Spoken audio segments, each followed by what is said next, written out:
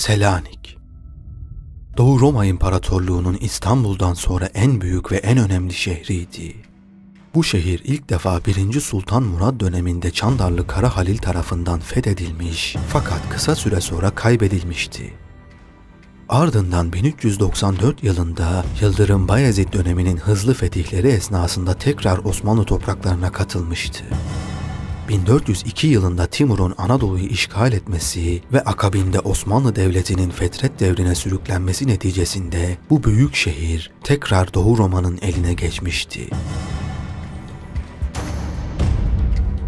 Doğu Roma İmparatoru II. Manuel'in Sultan Murad'a karşı amcası Mustafa Çelebi isyanına ön ayak olması neticesinde Osmanlı Devleti bir kez daha taht kavgası yaşamış ve isyan bastırıldıktan hemen sonra II. Sultan Murad Doğu Roma'ya harp ilan etmiş ve İstanbul'u kuşatmaya başlamıştı.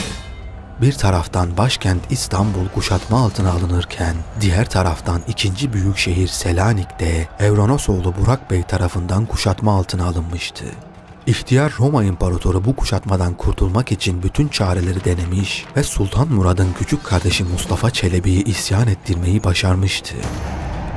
Mustafa Çelebi'nin bu isyanına destek veren yalnızca Doğu Roma değildi. İsfendiyar Bey ve Karamanoğulları da bu isyanın bir parçasıydı. Candaroğlu İsfendiyar Bey sadece Küçük Şehzade Mustafa'ya asker göndermekle kalmamış, Tosya, Çankırı, Kalecik ve Safranbolu'yu geri alarak topraklarını Bolu'ya doğru genişletmişti. Karamanoğlu Mehmet Bey ise Hamid iline saldırarak birçok Osmanlı toprağına el koymuştu. Hamidoğullarının teke kolundan Hamidoğlu Osman Bey de o sıralar Osmanlı elinde olan Antalya Kalesi'ni kuşatmış ve Karamanoğlu Mehmet Bey'den yardım istemişti. Bunun üzerine Karamanoğlu Mehmet Bey Antalya üzerine yürüdü. Bu arada Sultan Murad, küçük kardeşi Mustafa Çelebi'nin isyanını bastırmış ve kardeşini idam etmişti. Anadolu'da bunlar olurken Rumeli'den de ard arda haberler geliyordu.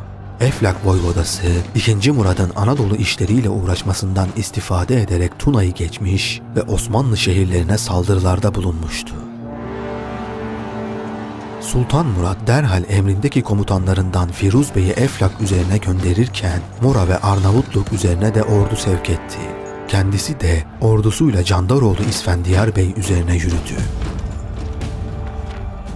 Osmanlı Devleti o sene Rumeli'de Roma, Eflak ve Arnavutluk, Anadolu'da ise Candaroğlu, Karamanoğlu ve Hamidoğlu devletleriyle aynı anda harp etmekteydi. İsfendiyar Bey, Osmanlı ordusunu Bolu-Gerede arasında karşıladı. Burada çok şiddetli bir muharebe olmuş, savaşın en şiddetli anında İsfendiyar Bey, kendi kapıcıbaşısı Yahşi Bey tarafından başına bir gürz darbesi yiyerek yaralanmıştı. Canını zor kurtararak Sinop'a kaçan İsfendiyar Bey'in kulakları yediği gürz darbesinden dolayı sağır olmuştu. Osmanlı ordusu ileri harekatına devam ederek Kastamonu ve Bakırküresini ele geçirdi. Topraklarını birebirden kaybeden İsfendiyar Bey korkuya kapılarak Sultan Murad'dan af istedi. Mektubunda şöyle diyordu: "Oğul Murad Han, baban, deden bana hep ihsanda bulunmuşlardır. Şimdi sen hatır bilir mürüvvet sahibi bir padişahsın. Benim bu edepsizliğime bakma, kerem ve lütfeyle bana iyilik yap. Sana kızımı verdiğim gibi her yıl orduna gelip hizmetler edeyim. Her ne gerekse yerine getireyim." Bu teklif üzerine paşalar başlangıçta barışa razı olmayan padişahı ikna ettiler. Kastamonu dağları üzerindeki zengin bakır madenlerini Osmanlı'ya bırakmak şartıyla barış yapıldığı gibi Sultan Murad İsfendiyar Bey'in torunu ile evlendi. Bu arada Antalya kuşatması tüm şiddetiyle devam ediyor, Antalya valisi Firuz Beyoğlu Hamza Bey Karamanoğullarına mukavemet ediyordu. Kuşatma sürerken Antalya Kalesi'nden atılan bir top güllesi Karamanoğlu Mehmet Bey'in başına isabet etmiş ve Mehmet Bey oracıkta vefat etmişti. Karamanoğlu Mehmet Bey'in bu şekilde hayatını kaybetmesi üzerine oğulları kuşatmayı kaldırmış ve Karamanoğlu Beyliği'nde müthiş bir taht mücadelesi başlamıştı. Bu sırada Antalya Kalesi'nden çıkan Hamza Bey, Hamidoğlu Osman Bey üzerine yürümüş ve Osman Bey'i öldürerek başkentini ele geçirmişti. Böylece Hamidoğullarının teke şubesi de Osmanlı'nın eline geçerek Hamidoğulları Beyliği son bulmuş oldu. Karamanoğulları kendi aralarında bir taht mücadelesine girmiş bulunduklarından Osmanlı sınırlarına tecavüz yerine Sultan Murad ile iyi geçinmeye ve dostça yaşamaya mecbur kalmışlardı. Bu sayede Kuzey Hamidili toprakları tekrar Osmanlı'nın eline geçmişti. Sultan Murad, Hamidili'nin başına Şaraptar İlyas Bey'i geçirdi. Anadolu'da şimdilik asayişi sağlayan 2. Murat Han, Bursa'dan Edirne'ye hareket etti. Bu arada Rumeli'den Sultan Murad'a olumlu haberler geliyordu. Firuz Bey Eflak ülkesine girmiş ve ülkenin altını üstüne getirmişti. Geri adım atmak zorunda kalan Voyvoda, Osmanlı'ya bağlılığını bildirmiş ve 2 seneden beri birikmiş olan vergisini ödemişti. Buna ilaveten Voyvoda'nın 2 oğlu Osmanlı tarafından rehin alınmıştı. Diğer tarafta Arnavutluk üzerine sefere memur edilen Evranosoğlu İsa Bey, Arnavutluğun bazı şehirlerini ele geçirmeyi başarmıştı. Ayrıca Arnavutluğun meşhur hakim ailelerinden Kastrioti ve Arianitileri de Sultan Murad'a tabi olmaya mecbur etmişti. O sırada hayli yaşlı olan Jan Kastrioti, 4 oğlunu Osmanlı'ya rehin vererek Edirne Sarayı'na yollamıştı. Bu çocukların en küçüğünün adı Cerci Kastrioti'ydi. Yani namı diğer İskender Bey. İleride Osmanlı'nın başına büyük bir dert açacak olan İskender Bey, işte bu sırada Edirne Sarayı'nda eğitime başlamıştı. Öte yandan Doğu Roma ile Osmanlı'nın savaşı hala devam etmekteydi. Yunanistan seferiyle görevlendirilmiş olan Turahan Bey, kısa sürede Teselya bölgesini ele geçirmeyi başarmış ve buraya vali tayin edilmişti. Burada 25.000 kişilik bir kuvvet toplayan Turahan Bey, Mora'ya doğru harekete geçti. Rumlar, Türklerin karayoluyla Mora'ya girmelerine karşı Korint berzahında 2 deniz arasında Heksamilyon denilen 6 mil uzunluğunda bir sur inşa etmişlerdi. Doğu Roma bu surlara büyük umutlar bağlasa da surlar Turahan Bey tarafından kolayca aşılmış ve Osmanlı ordusu Mora Yarımadası'na girmişti. Doğu Roma'ya bağlı Mora despotu 2. Theodoros, 6.000 kişilik Arnavut-Rum karışımı bir orduyla Turahan Bey'in karşısına çıkmış ve burada yapılan Davya Muharebesi'nde ağır bir yenilgi almıştı. Mora'daki tek düzenli ordunun bu şekilde dağılması neticesinde Turahan Bey, Tripolice, Gardiki, Leondari, Mistra ve Sparta'yı ele geçirip yerle bir etti. Mora despotluğu Osmanlı hakimiyetini tanımak, yıllık haraç vermeye razı olmak zorunda kaldı ve Heksamilyon surlarını yıktırmayı taahhüt etti. Böylece Doğu Roma İmparatorluğu'nun Mora ile bağlantısı tamamen kopmuş oldu. İstanbul'un şiddetli muhasarası, Teselya'nın kaybı ve Mora despotluğunun uğradığı feci akıbet, Türklerin kuvvetinin ne olduğunu Doğu Roma'ya bir defa daha göstermişti. 2. Murad'ın tahta geçtikten sonra rakiplerini ortadan kaldırmasıyla artık Türkler için bir zafiyet mevzu bahis olmayacağını anlayan Roma İmparatoru, padişahla anlaşmak mecburiyetini hissetti. Selanik ise Osmanlı kuşatmasından dolayı iyice müşkül bir duruma düşmüştü. Selanik valisi olan 2. Manuel'in oğlu Andronikos'un gevşekliğinden usanan Selanik halkı, değil vali Andronikos'un, bizzat imparatorun bile şehri koruyamayacağına kanaat getirmişlerdi. Onun için halk hem Türklere karşı kendilerini müdafaa etmesi hem de şehri imar etmesi düşüncesiyle şehirlerini para karşılığı Venedik'e satmayı teklif ettiler. Venedikliler hem ticaretleri için fevkalade uygun ve hem de nüfus bakımından zengin olan bu bölgeye sahip olabilmek için teklifi severek kabul ettiler. Neticede 50.000 duka mukabilinde şehir Venedikliler tarafından satın alındı. Şehir halkı vali Andronikos'u tahttan indirerek Mora'ya yolcu ederken Venedikli valiyi selamladılar. Sultan II. Murat bu oldu bittiği kabul etmedi. Fakat ilk etapta Venedik'le fiili bir savaşa girmeyi göze alamadı. Zira Venedik'in yardımıyla Anadolu'da İzmirlioğlu Cüneyt Bey etrafına bir miktar asker toplamış ve Osmanlı'ya ait olan Ayasulu Kalesi'ni ele geçirmişti.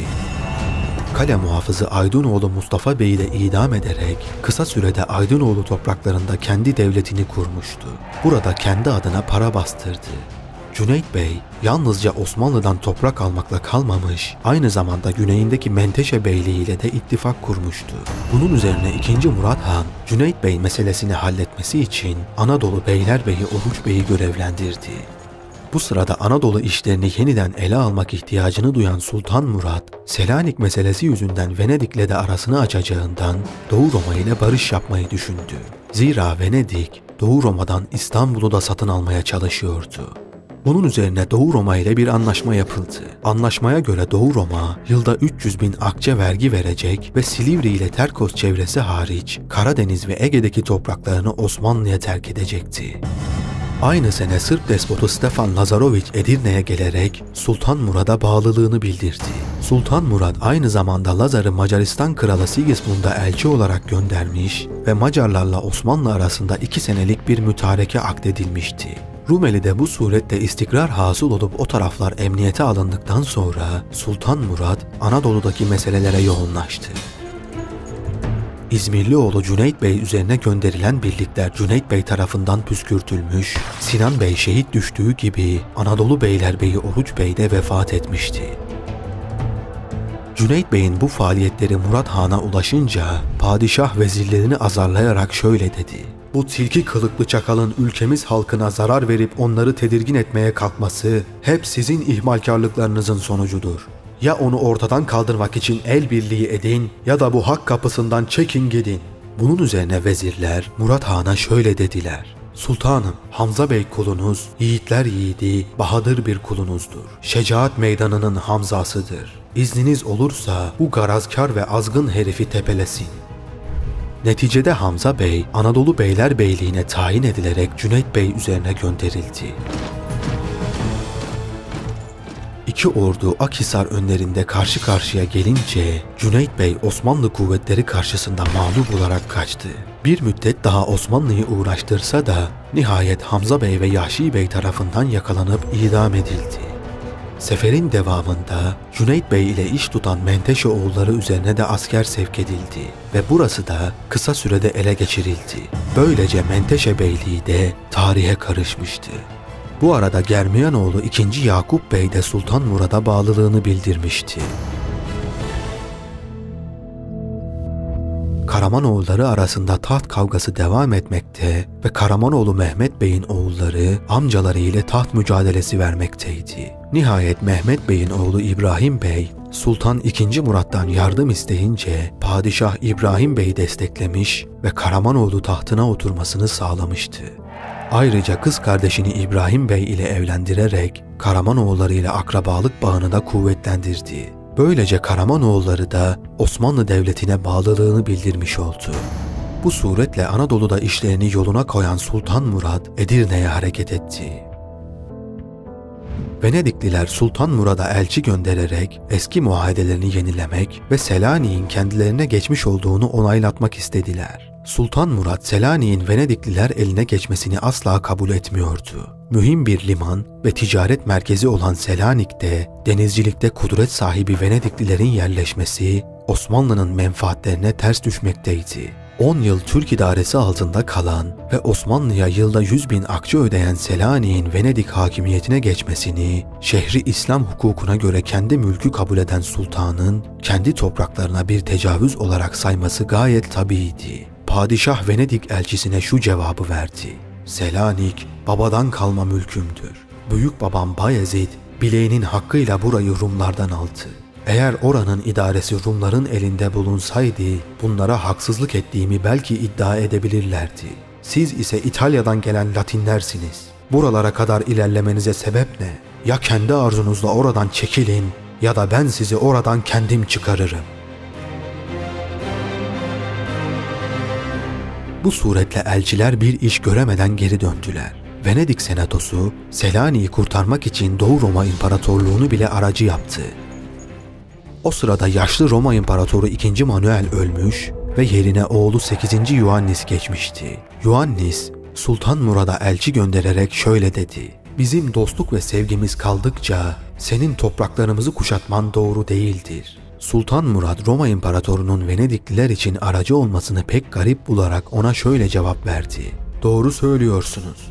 Eğer şehir imparatora ait olsaydı ben herhangi bir girişimde bulunmazdım. Eğer bulunmuş olsaydım son verirdim. Fakat herkes ve siz açıkça biliyorsunuz ki Vali Andronikos çoktan Selanik'i ve bütün çevresini kendi malı gibi Venediklilere sattı. Şimdi de buna bizim ve sizin topraklarınız ortasında Venediklilerin hakim olmasına izin veremem. Ardından Venedikliler, Selanik'in Venedik'e ait olduğunu kabul etmesi halinde Osmanlı'ya yıllık haraç vermeyi önerdilerse de Sultan Murat bu teklifleri de reddedip Turhan Bey'i Selanik ve çevresini almaya görevlendirdi. Böylece Osmanlı-Venedik Harbi'nin ikinci safhası başlamış oldu. Venedikliler bir yandan Osmanlı'ya karşı müttefik arayışına girerken, diğer yandan Andrea Mocenigo komutasındaki Venedik donanmasını da Gelibolu'ya gönderdiler.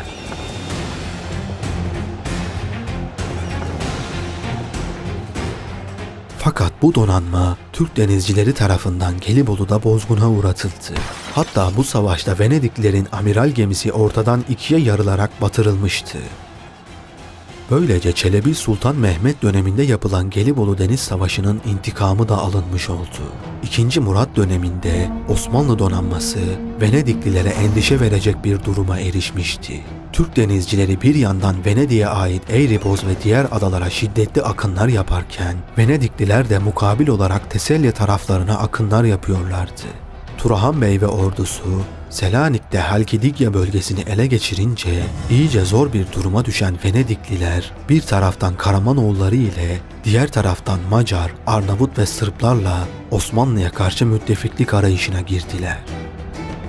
Nihayet Macar kralı Sigismund ile 5 yıllık bir anlaşma imzalamayı başardılar. Bu anlaşmaya göre Venedik, Macarların Türklere karşı yaptığı seferlerde yardım gönderecek, Macar kralına gemi inşası için ustalar gönderecek ve krala 50.000 duka altın ödeyecekti. Sırp despotu Stefan Lazarović ile de anlaşma yapıldı. Anlaşmaya göre Stefan Lazarović ölürse Belgrad ve Güvercinlik Macarlara bırakılacak. Bunun karşılığında Macar kralı Lazar'ın ölümünden sonra yeğeni Đurađ Branković'in despotluğunu tanıyacaktı. Ayrıca Venedikliler Karamanoğlu İbrahim Bey'i de Osmanlı'ya karşı kışkırtmayı başardılar. Böylece Venedik, Osmanlı'ya karşı Macaristan, Sırbistan, Arnavutluk beyleri ve Karamanoğulları ile ittifak kurmayı başardı. Çok geçmeden Macaristan, Osmanlı'ya bağlı olan Eflak Voyvodası II. Dan'ı tarafına çekerek Eflak'ı vassalı haline getirdi. Bunun üzerine Sultan Murat II. Dan'a karşı II. Radu'yu destekledi. Radu'nun tahtı alması için ona yardımcı kuvvetler gönderdi. Macarlar da kendi adamını desteklemek için Eflak'a ordu gönderdiler. Eflak hakimiyeti için yapılan savaşlarda galip gelen taraf Osmanlı Devleti olmuştu. II. Radu, Eflak tahtını ele geçirip Sultan Murad'a biat etti. Fakat Sigismund bu durumu kabullenmeyerek ordusuyla bizzat Eflak üzerine yürüdü.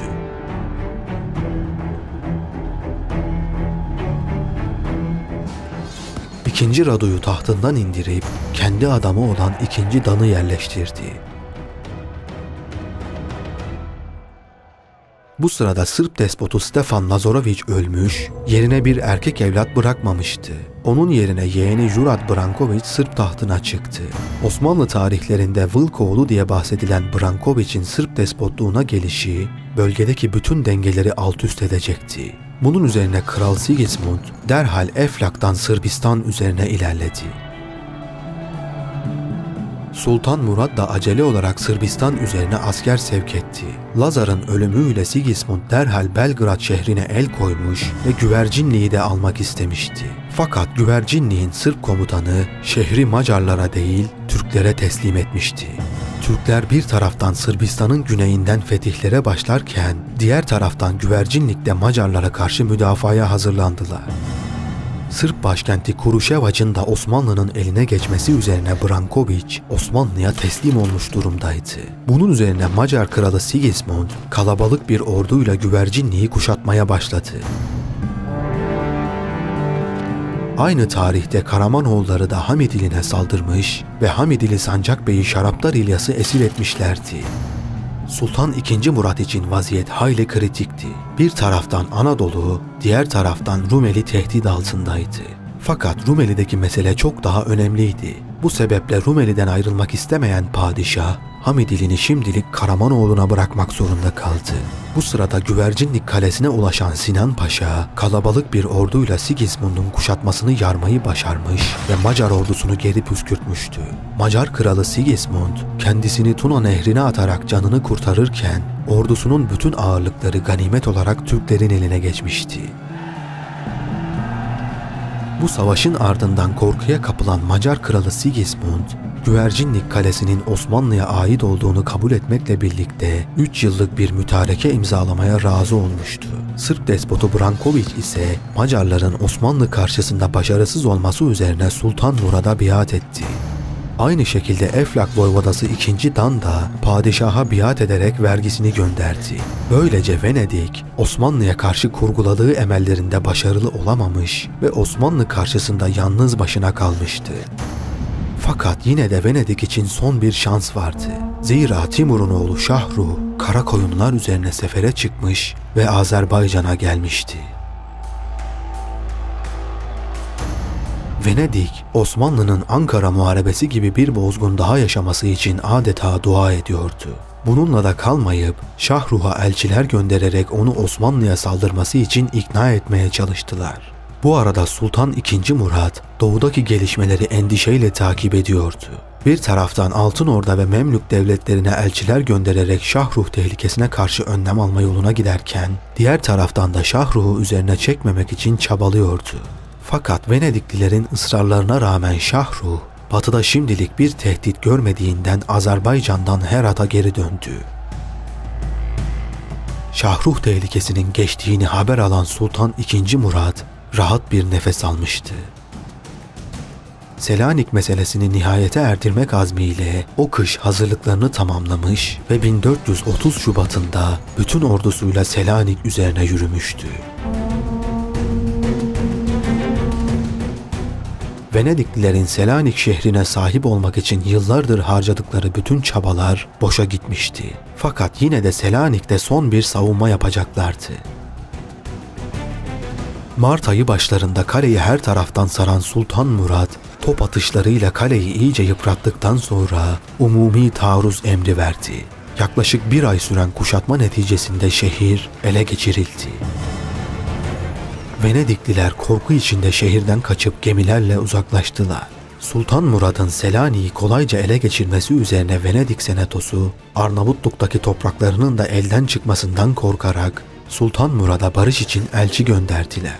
Selanik'in Osmanlı'ya ait olduğunu kabul ettiler ve Arnavutluk'taki şehirlerinin güvenliği için Osmanlı'ya yıllık haraç ödemeyi taahhüt ettiler. Böylece 7 yıl süren Osmanlı-Venedik Savaşı sona ermiş, Selanik şehri Osmanlı egemenliğine girmiş oldu. Sultan Murad, Vardar yenicesinden bir kısım Türkleri buraya getirip yerleştirdi. Yapılan imar çalışmaları sonucunda Selanik, çok geçmeden bir Türk şehri haline gelecekti.